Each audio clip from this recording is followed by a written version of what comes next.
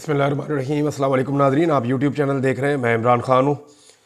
इस्लामाबाद में 26 तारीख की सुबह है और सूरत हाल मैं आपके सामने रख देता हूँ। जो मुज़ाहिरीन की सूरत हाल है वो बहुत ख़राब थी।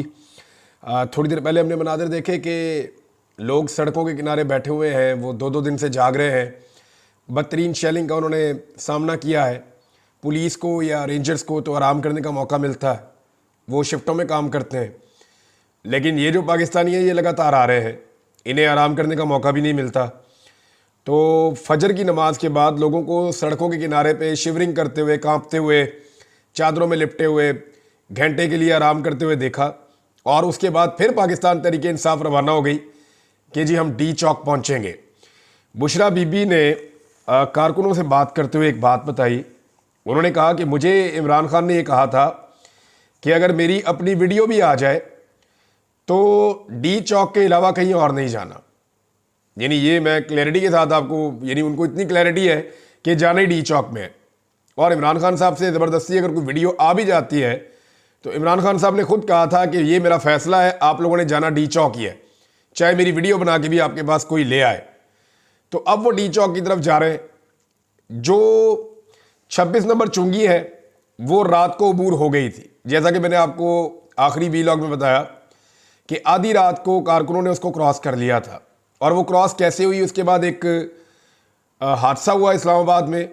उसमें पाकिस्तान तहरीक इंसाफ का एक कारकुन, उसके अलावा 3 रेंजर्स के एहलकार और एक जो है वो एफसी का एहलकार जो है, ये 5 लोग उस वाक़े के अंदर जाँ बहक हो गए हैं। ये वाक़या कैसे हुआ, इसके ऊपर जो है वो पाकिस्तान का इलेक्ट्रॉनिक मीडिया उसको फौरी तौर पर जगाया गया।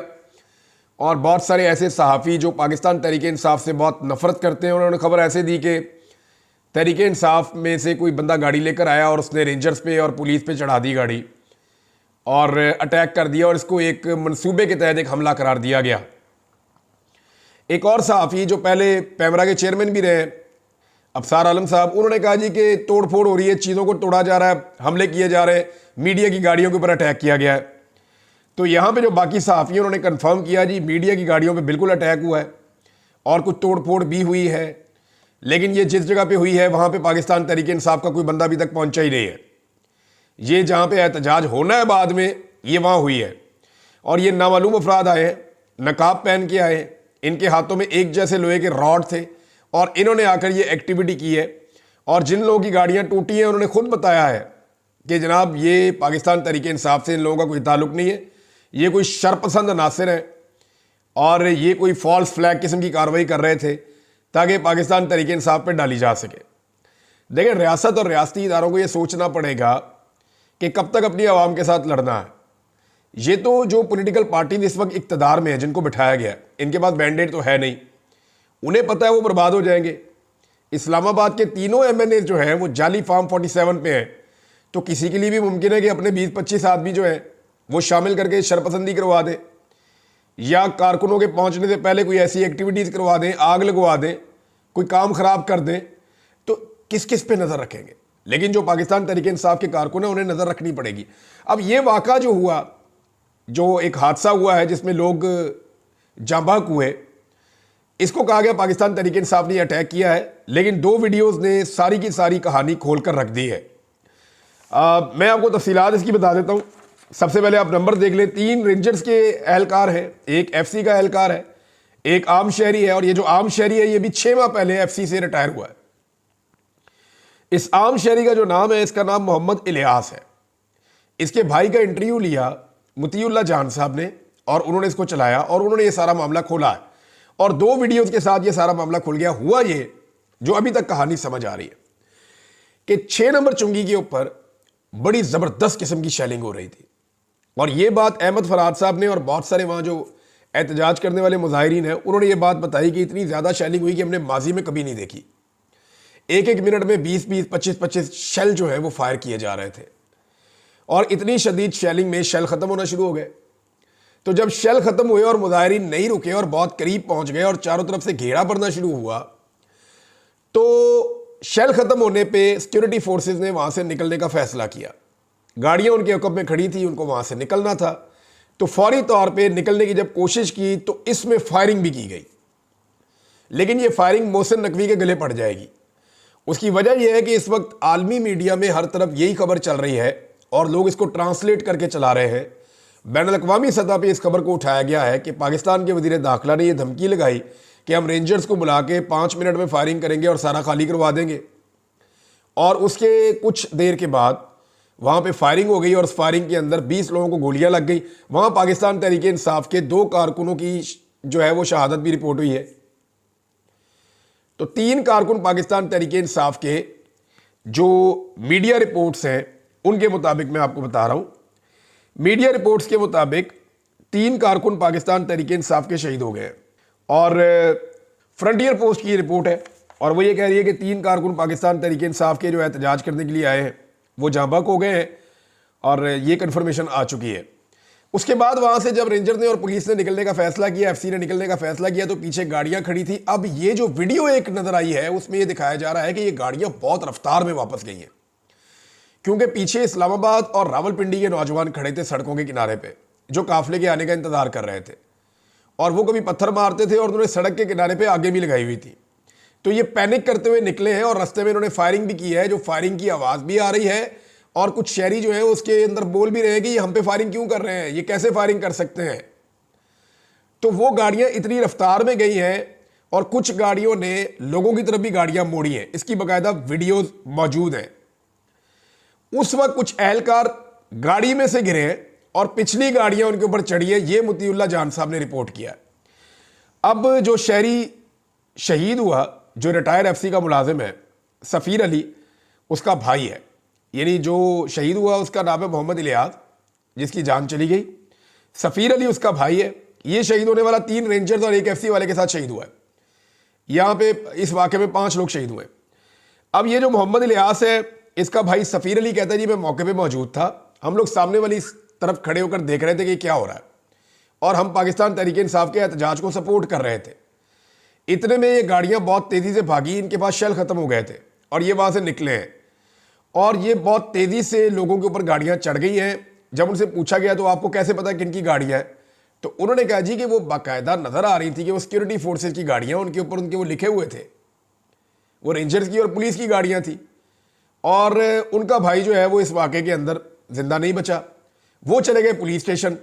अब वो ये बताते हैं कि पुलिस स्टेशन में मेरे पे दबाव डाला गया कि आप इस मुकदमे का इल्ज़ाम पाकिस्तान तहरीक इंसाफ पे लगा दें। यदि पुलिस ने मेरे पे बहुत दबाव डाला तो मैंने पुलिस से कहा जी मैंने खुद देखा, मेरे पास और भी गवाह है, सरकारी गाड़ियों के नीचे आके मेरा भाई जो है वो मरा है, तो मैं तो मुकदमा वहाँ पे करूँगा और मैं सही बात लिखवाऊंगा मुकदमे में, मेरा एक ही भाई था वो कह रहा है, तो मैं क्यों झूठ बोलूँ। तो फिर पुलिस ने उसको वहाँ से निकाल दिया और ये कहा कि हम अपनी मुद्दईयत में मुकदमा खुद ही दर्ज कर लेंगे, हम तेरा मुकदमा दर्ज नहीं कर सकते। उसको धमकियाँ भी दी और उसको वहाँ से वो कहता है जी मुझे निकाल दिया। अब ये इंसिडेंट है जो एक बंदे के भाई ने भी बता दिया और वो वीडियोज़ भी उसको सपोर्ट कर रही है। तो है बड़ा अफसोसनाक वाक़या, इंतहाई अफसोसनाक वाक़या है, लेकिन इसको एक हादसा करार दिया जा रहा है। वैसे भी एक बात है कि जो लॉन्ग मार्च के साथ गाड़ियाँ आई हैं या पाकिस्तान तहरीक इंसाफ की अगर गाड़ियाँ हैं तो वो तो भी कंटेनर हटा रहे थे, वो तो भी बहुत पीछे थे और कंटेनर्स की इस तरफ तो किसी की गाड़ी आ ही नहीं सकती थी उस वक्त। और जो कीड़ी की रफ्तार के साथ काफिला चल रहा है, बहुत स्लो स्लो स्लो स्लो आगे बढ़ रहा है, उसकी गाड़ी ऐसे 100 की रफ्तार पे इतनी तेज तो नहीं जाएगी ना, वो तो जा ही नहीं सकती और अकेली गाड़ी यहां तक आएगी क्यों। तो ये कॉमन सेंस की भी बात है, लेकिन ये बड़ा अनफॉर्चुनेट इंसिडेंट है। ये वाकया नहीं होना चाहिए था, इसको अवॉइड किया जा सकता था लेकिन नहीं किया गया। इमरान खान की बहनों ने और बुशरा बीबी ने बड़ा क्लियरली कहा कि जी हम जाएंगे डी चौक। इमरान खान साहब को मुख्तलिफ ऑप्शन पेश किए गए, गुज़िश्ता रात भी पेश किए गए, लेकिन इमरान खान साहब ने इस दबाव को बर्दाश्त किया। उनके अपने लोग भी उनके बाद भेजे गए लेकिन इमरान खान साहब नहीं माने। अब डी चौक और मुजाहिरीन के बीच में आखिरी जगह पे 0 पॉइंट के आसपास की G10 का इलाका है। मुझे इस्लामाबाद के इलाकों में ज़्यादा नाम भी याद नहीं रहते, लेकिन G10 का इलाका है जहाँ पे रेंजर और पुलिस मौजूद है और वहाँ शदीद शेलिंग हो रही है। जो वहाँ से रिपोर्टर रिपोर्टिंग कर रहे हैं उनसे मेरी बात हुई और मैंने कुछ उनसे जो विजुअल्स आए वो मैंने देखे, तो यहाँ पे शदीद शेलिंग और रबड़ की बुलेट चल रही हैं और पाकिस्तान तहरीक इंसाफ के कारकुन इसके बावजूद थोड़ा थोड़ा आगे बढ़ते जा रहे हैं। अब ये लोग अगर इसी रफ्तार से आगे बढ़ते रहेंगे तो ये रुकावट क्रॉस करने के बाद ये स्ट्रेट अवे जाएंगे डी चौक में। इस्लामाबाद में आइन की दफ़ा को इस्तेमाल करते हुए फौज को तलब कर दिया गया है। 53 ब्रिगेड आपको पता है इस्लामाबाद में आती है हमेशा, तो उसको तलब किया गया। इससे पहले जब फौज तलब की गई थी तो SCO की कॉन्फ्रेंस हो रही थी, जिसे आप शंघाई ताउन तंजीम का इजलास कहते हैं। वो जब पाकिस्तान में हो रहा था, जब पहले गंडापुर आए थे लोगों को लेकर, उस वक्त तलब किया गया था। तो फौज के हवाले से कुछ लोगों ने ये कहा जी कि इस्लामाबाद को फौज के हवाले कर दिया गया है। अभी तक क्योंकि नोटिफिकेशन सामने नहीं आया, कुछ लोग ये कह रहे हैं जी फौज को रेड जोन में तैनात किया गया है या सिक्योरिटी की ड्यूटी के ऊपर लाया गया है। अभी कुछ कहा नहीं जा सकता। देखिए, अगर मुजाहिरीन को रोकने के लिए फौज को लाना होता तो मुजाहिरीन को फौज खैबर पख्तूनख्वा में ही रोक लेती। और दूसरी बात यह है कि लोगों को रोकने का मैकेनिज्म फौज के पास होता नहीं है।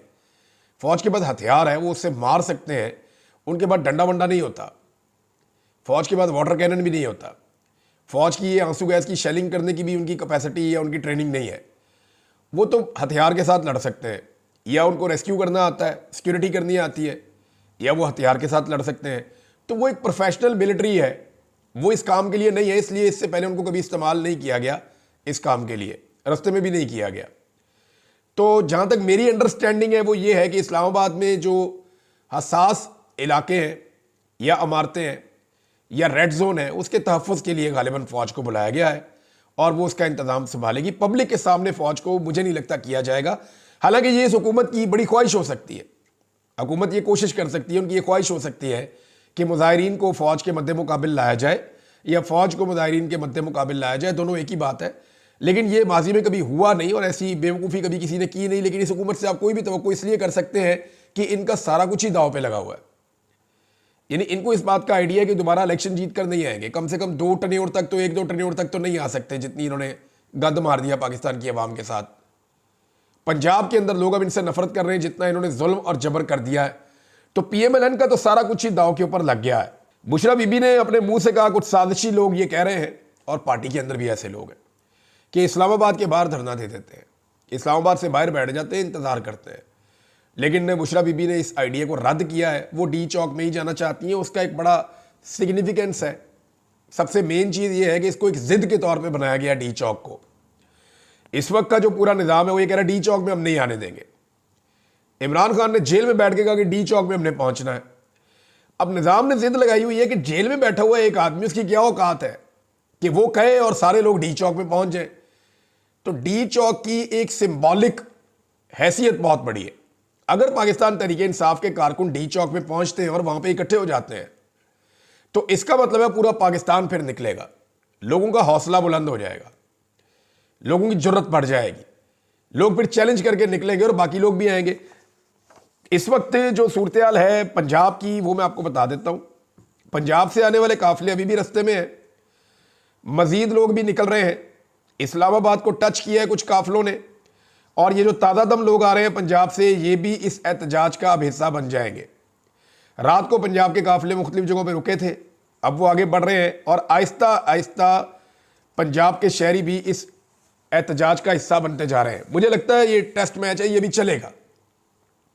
अगर आज का दिन पाकिस्तान तहरीक इंसाफ ने डी चौक में पहुंच के निकाल दिया तो ये जो आज की रात होगी इसमें कोशिश की जाएगी डी चौक पे एक बड़ा ऑपरेशन किया जाए और लोगों को यहां से निकाल दिया जाए। लेकिन उसमें नुकसान भी हो सकता है। तो हुकूमत को होश के नाखून लेने होंगे, क्योंकि पूरा आलमी मीडिया इस वक्त इसको कवर कर रहा है। मैंने देखा अल जजीरा को, BBC को, CNN को और TRT वर्ल्ड को, इसके अलावा तेहरान न्यूज़ ने इसको कवर किया है, यूरोप और अमेरिका के सारे मीडिया ने इसको कवर किया है, अरब मीडिया ने इसको कवर किया है, इंडियन मीडिया इसको कवर कर रहा है, रशियन मीडिया इसको कवर कर रहा है, चाइना भी इसके ऊपर नजर रख के बैठा हुआ है। तो ये आलमी सतह की खबर बन रही है। ये कोई नॉर्मल वाकया नहीं है कि कर्फ्यू जैसी सिचुएशन में लोग निकले और निकलकर अपने हदफ तक पहुंचे। जिन लोगों को गोलियां लगी हैं उसके ऊपर पाकिस्तान तहरीक इंसाफ में शदीद रद्द-ए-अमल है, सब उसकी मजम्मत कर रहे हैं और सबको मजम्मत करनी भी चाहिए। स्टेट फायरिंग अवाम के ऊपर नहीं करनी चाहिए। लोग निहत्ते हैं और लोग सिर्फ अपने सियासी मुतालबात लेकर आ रहे हैं और वो ये कह रहे हैं कि बेगुनाह इमरान खान जेल में कैद है, लिहाजा उसको रिहा किया जाए। जबकि इमरान खान के 3 मुतालबात हैं। वो ये कहते हैं जी मैंडेट वापस करो, 26वीं आईनी तरमीम वापस करो और जो बेगुनाह कैदी हैं उन सबको रिहा किया जाए।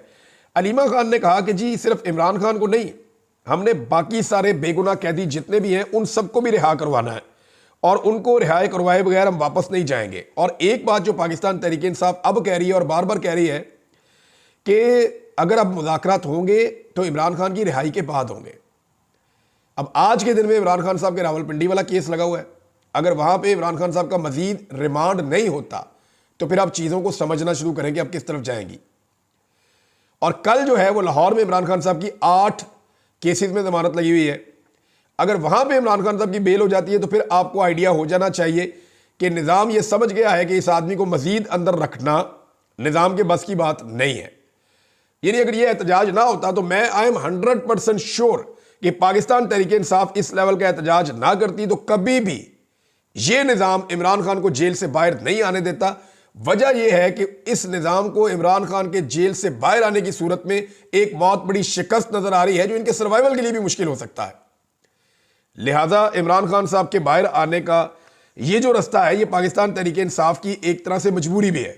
अब नाज़रीन, इस वक्त जहां शेलिंग हो रही है G10 पे, वहां सूरत हाल ये है कि थोड़ी देर पहले मीडिया ने रिपोर्ट किया कि हवा पुलिस की तरफ हो गई है और ये जितने शेल फेंकते हैं वो पाकिस्तान तहरीक इंसाफ को जितना डैमेज कर रहे हैं उतना ही पुलिस को भी कर रहे हैं, क्योंकि बहुत तेजी से शेल्स का धुआं पुलिस की तरफ आ रहा है। रिपोर्टर जो इसको रिपोर्ट कर रहे थे उनकी भी हालत ख़राब थी। G11 G10 ये इलाके क्रॉस होते चले जा रहे हैं। IG और जो पुलिस है वो अपने पुलिस वालों को बार बार बुला रहे हैं कि आगे आओ, आकर मुकाबला करो, लेकिन पुलिस की हिम्मत अब दम तोड़ गई है। रेंजर जो है वो भी अब तकरीबन शेल ख़त्म होने के बाद से लेकर अब तक जो सिचुएशन है वहाँ पे वो कितना मुकाबला करेगी, कारकुनों का मुकाबला नामुमकिन होता चला जा रहा है। फौज को तलब किया गया है जो कभी भी अवाम का मुकाबला नहीं करती, अवाम के मद्दे मुकाबले अपने आप को लाकर सामने खड़ा नहीं करती, वो सिर्फ शरपसंदों के लिए या हसास मकामात की हिफाजत के लिए वो इस काम के लिए इस्तेमाल होती है।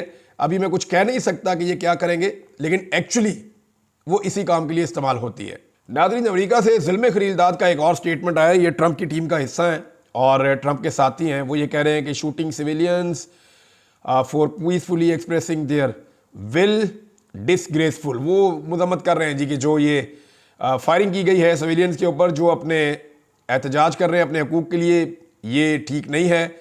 और साथ ही उन्होंने जो कहा कि पाकिस्तानी मिलिट्री को उन्होंने मुखातिब करते हुए कहा कि जनाब इनका कोड ऑफ ऑनर जो है should not allow such violence against their own people, यानी लोगों के खिलाफ इस किस्म का पुरतशद्दुद मामला नहीं होना चाहिए। तो इससे आपको पता चलता है कि जो मौजूदा ट्रंप एडमिनिस्ट्रेशन आने वाली है अमेरिका में हुकूमत में, उनके दिमाग में क्या चल रहा है और वो इस सारे एपिसोड को कैसे देखते हैं। अब वो इसको देख रहे हैं इस अंदाज में कि जैसे पाकिस्तान के अंदर it's not between the government and the people, वो इसको मिलिट्री एस्टेब्लिशमेंट और अवाम के बीच की कोई चीज़ समझ रहे हैं या पॉलिटिकल पार्टी के बीच की कोई चीज़ समझ रहे हैं। तो ये उनकी अंडरस्टैंडिंग इस तरफ जा रही है। अब यहाँ पाकिस्तान में कुछ बड़े अहम फैसले अब करने होंगे, वरना आने वाला वक्त बड़ा मुश्किल होता जाएगा पाकिस्तान के लिए। अब तक के लिए इतने, अपना ख्याल रखिएगा, अपने इस चैनल का भी। अल्लाह हाफ़िज़।